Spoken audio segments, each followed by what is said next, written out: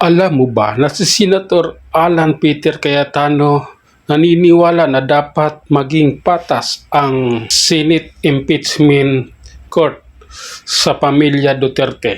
Dahil alam naman niya na ang impeachment court or impeachment trial versus BP Inday Sara ay hindi patas. Ito'y panglalamang, ito'y paninira. At alam niya na ito'y gumagastos lang ng pera. Nanghihinayang din siya sa perang ginagastos araw-araw. At alam rin ni Senator Alan Cayetano na ito'y walang magandang pupuntahan.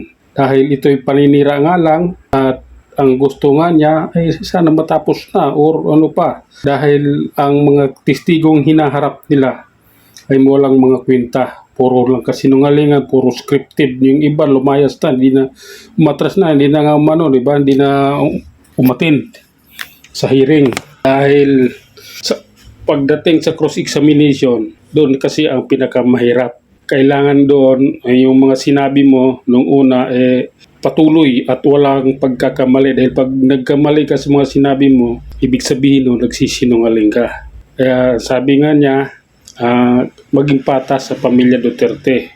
Kaso nagkakainitan na, pati NBI director nagkababanatan na sila dahil yung NBI director, alam mo naman yung asawa is congressman at alam naman natin na mayroon din ghost project yung kanyang asawa, kaya kailangan niyang kumapit kay Marcos sa ganun hindi yung kanyang asawa hindi madadawit sa kaso ng flood control. Tapos ngayon, nagkakainitan sila ni Senator Alan Cayetano at sabi nga ni Director ng NBI, iimbestigahan yung 2019 SEA Games na pondo. Wala namang problema, sabi ni Senator Alan. Iimbestigahan din niya ang flood control. Dahil ang flood control, yun nga panangga ni Senator Alan. Dahil yung asawa nga niya ay mayroong ghost project. Kaya itong banatan na ito, medyo hahaba ito. Dapat nga ito matapos na nang sa ganon. Hindi na masasayang yung pera ng taong bayan. Dahil napakalaki po ng ginagastos araw-araw pag naghihiring dyan sa Senado.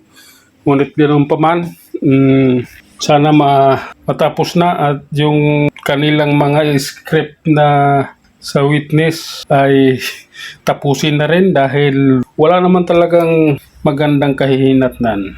Yun lang muna, hanggang sa muli. Maraming salamat.